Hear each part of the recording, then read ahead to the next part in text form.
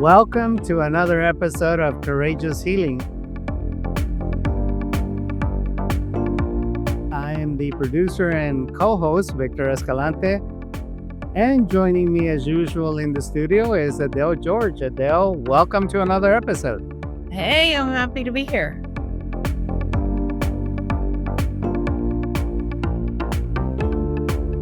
Why are you happy? I'm happy because our book is out. Yes, listeners, as we've shown you on social media, on the Facebook page, as well as we've kind of been hinting behind the scenes, the book is finally out. It was published Sunday.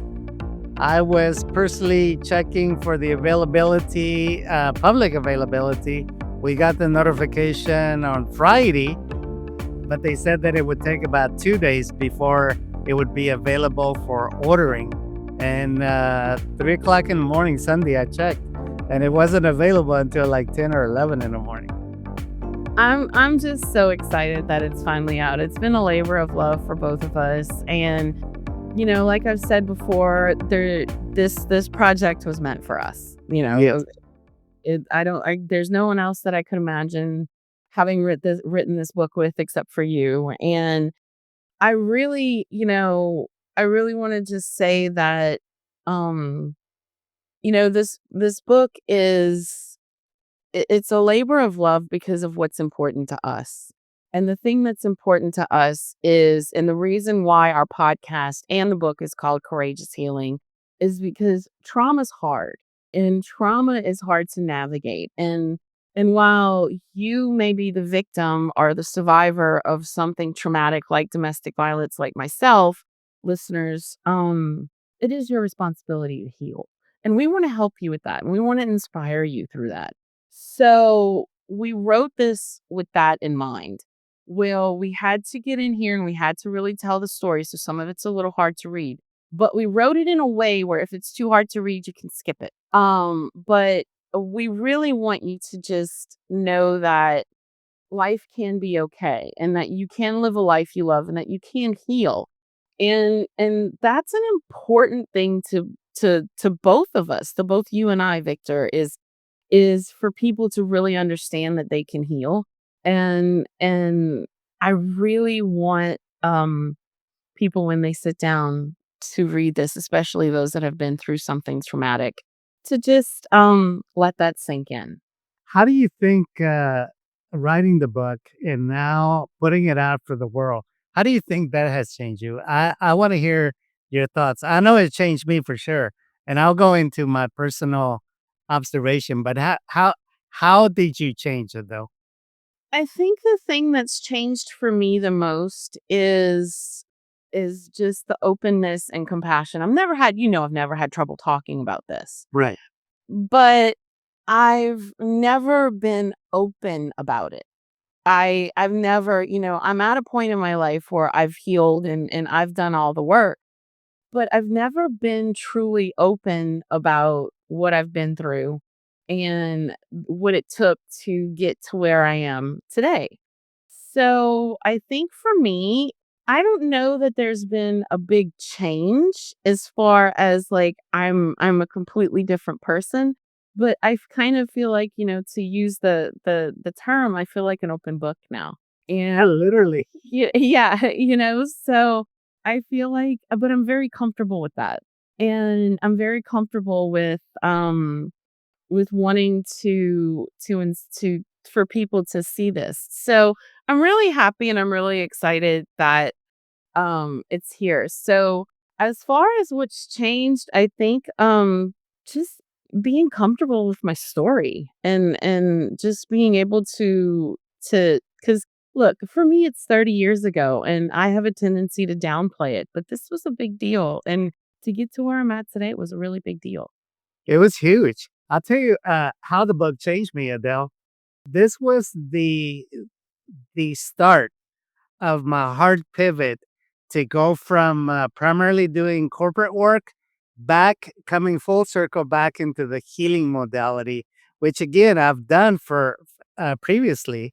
That a lot of people don't know that was really my past. That they all they know me about for is being a photojournalist and being a writer in legacy media.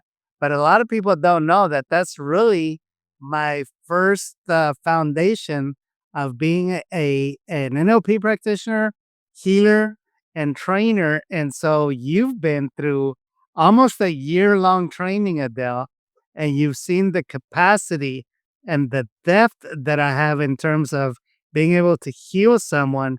And so this was really the turning point for me, Adele, is to do that hard pivot that I was called to do.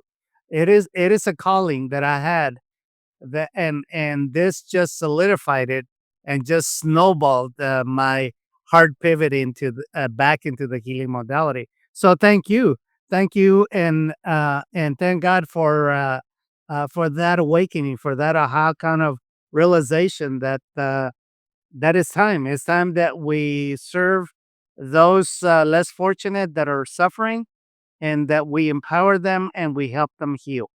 I know your journey firsthand has been long and arduous, but where there's a will, there's a way, and your story is very well documented as far as how that journey is. It takes courage. It's not easy, but it's not impossible. No, it's not impossible. I agree with you. I think it's important that it's an important journey for both of us, but I think it's an important journey for you just as much as it is for me. I mean, I have a level of compassion for not only, as I've talked about before, for not only abusers, but not those that are abused and abusers. And really sitting down and working with you through this book and really recounting my story and really telling it gave me a more clear understanding of the fact that I need to put this out there because people need to know. And we don't talk enough. We talk about, and this is something that you and I've talked about before. We talk a lot about the fact that people need to leave and they need to get out, Yes. but we don't talk about what they do after. What is life like after? What happens after they get out and they get safe and they get settled and they get situated? And it's 6 or 8 months down the line, they've have it themselves a job, the kids are safe, everybody's good, and they're restarting their life. And then the next thing you know, you're sitting in the middle of work having a panic attack and you don't understand what's going on. Right. Or somebody gets mad at you and you get completely frightened of this person being mad at you because it's something that happens when you've been in an abusive situation. It's very, and I don't like to use the cliche term triggering, but it is very triggering. And so I feel as though this book at least illustrates that you can move through this process and what it takes to actually get through the process. And so I have a lot of compassion for people who are in that point in their life where I did it because I had a therapist and I had a therapist for 5 years. But not everybody is going to be able to have or afford a therapist for 5 years. Our insurance is not going to pay for it or whatever the case may be. And to just know that the healing process can take a little while, which is okay, but that it can happen and that you can be okay. You're listening to Courageous Healing Podcast. We'll be right back.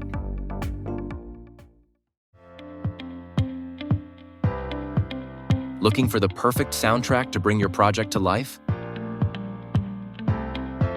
Meet Roy D. Haston, an experienced composer who creates captivating music for films, commercials, and live events. From emotional scores to upbeat, energetic tracks, Roy's compositions add depth and emotion to every story. His unique soundscapes elevate your project and leave a lasting impression. Visit roydhaston.com and discover how Roy's music can transform your next project into something unforgettable. And thank you, Roy, for your original music for our Courageous Healing podcast.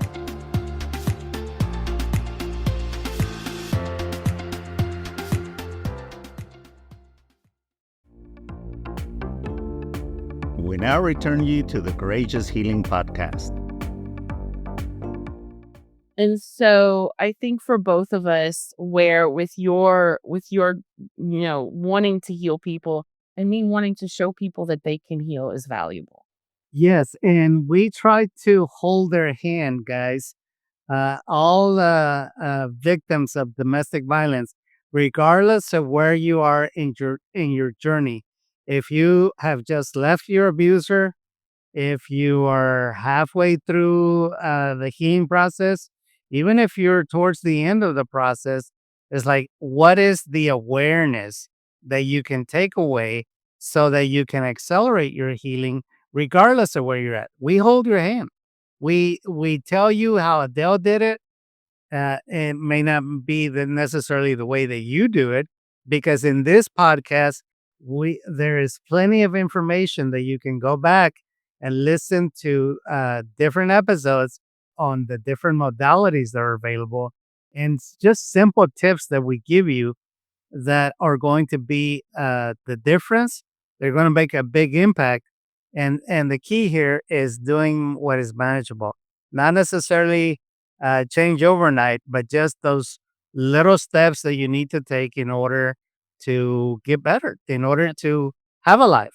And guys, Victor and I are going to put some workshops together. Yes. So one of the things that we really wanted to do that we realized as we were working on this book is we wanted to put some workshops together and do some speaking and really taking it out of the podcast, out of the book, and doing some things so that we can illustrate how you can help yourself and how you can move past it and find your own healing, because everybody's healing journey is unique, and so your healing journey is not going to be like mine and nobody else's. So through these workshops, which we're figuring all of that out. We had to get the book out first. We're figuring all of that out, but we're going to be wanting to reach out to you guys and see and find out, like, if you're what you're interested in and what we can do to help you navigate some of that and how to inspire you. And so we're hoping that we'll be doing that pretty soon. We'll be picking that up pretty soon. But for now, I mean, that's just something that's been brewing. So if you guys think of something that you want like us to talk about, please let us know, because we can definitely do it. But the book is important, and it's important to both of us. And I mean, I want to sell thousands and thousands and thousands of copies just because I want people to get help. However, I also, if we sell one copy and it changes a life, then we've accomplished what we wanted to accomplish. It was all worth it. And we want to hear from organizations that work with victims of domestic violence, because we may dedicate a certain percentage of the proceeds of the sale of the book towards these organizations, these nonprofit organizations that are helping victims. hmm We're out here to help. We're all we want to do is help. We can talk to abusers, and we can talk to those that have been abused. I think that I'm really proud of this book, and I'm thankful for you taking the journey with me, and I'm thankful for you helping me write the book and getting this story out here, because without it, just like we talked about a minute ago, it's my story and it's my story to tell. I just don't tell it. I haven't really talked about it. And the people around me know, and people close to me know, and people, in my social circles and in my hometown, they all know, but I've not taken a platform on it. And even though I've always been very outspoken about domestic violence awareness, I've not taken a platform on it. So it's time. And I think now's the time, just in general. I think they need to hear our voices, and they need our message. And that's what we're here for. And that's what the book is for. One of my sayings is, if not now, when? Exactly. If not us, who? hmm Exactly. And look, guys, we have the book, and we're ready to sit down and talk about it with anybody who's willing to listen, because it's been a labor of love for both of us. Yes. And what's interesting and fascinating, Adele, is we really approach healing from two different paradigms. I approach it from the clinical background, and you approach it from the the help me out here. I forget the verbiage. The Human Potential Movement. That's it. The Human Potential Movement, which was highly instrumental in you being able to heal to the extent that you've been able to heal. Yes, yes. I mean, there's a lot to be said. There's a lot of nuances with human potential movement, and there's a lot of misunderstandings about it. And while your clinical side of it is also a part of it, it's for people to understand that in order for you to find a way to grow and heal, you have to have a vision and you have to have something that you can look into. And if you choose to look forward in a positive light, it's and this isn't the power of positive thinking, but if you choose to look to your future knowing that things are going to be better, things are going to get better. And so and the things will reveal itself as to how your better will become. But it's also where if you navigate your life from a perspective where it's like it's always going to be hard or this is always going to be difficult, and with trauma survivors, that is just innate in us. We don't have, we have to be taught how to think differently. We have to be told it's okay to think differently. We have to be told it's okay that we're safe now. And for us to be able to believe that things that are possible, where it took enough for us to get out of what we were in. And that took all of our mental faculties just to get out of that. To believe that you can have a better life seems impossible. Tremendous courage to leave the abuser, and then tremendous courage to start the healing journey. That's why, again, it takes courage all the way around. It does. It really, really does. And it's a very that's a very good point. Is it but it doesn't take the same amount of courage to heal that it does to get out of it. It's a different kind of courage because it's a different kind of belief. And you have to believe that you're going to be okay. And that's what the human potential movement. There's a lot of misunderstandings about the laws of attraction and vibration and things like that. And I really want to bring more to talk about this in later shows, to talk about it and explain it to you in greater detail. But really and truly, stepping into your healing and healing both your psyche and your viewpoint, I think are really important. Absolutely. Adele, any final words? Nope. I mean, our book's available on Amazon, and we'd appreciate you leaving a review if you happen to read it. And or send us and let us know if you have any feedback. Yeah, reach out to us. Follow our Facebook podcast page, and by all means, share it with friends and family that Mhm. you know are going through some kind of domestic violence or domestic abuse, or have been through it. They don't know what to do. Exactly. Exactly. So thank you guys so much for listening. We appreciate you tuning in to every episode. And again, we appreciate you looking at the book too as well.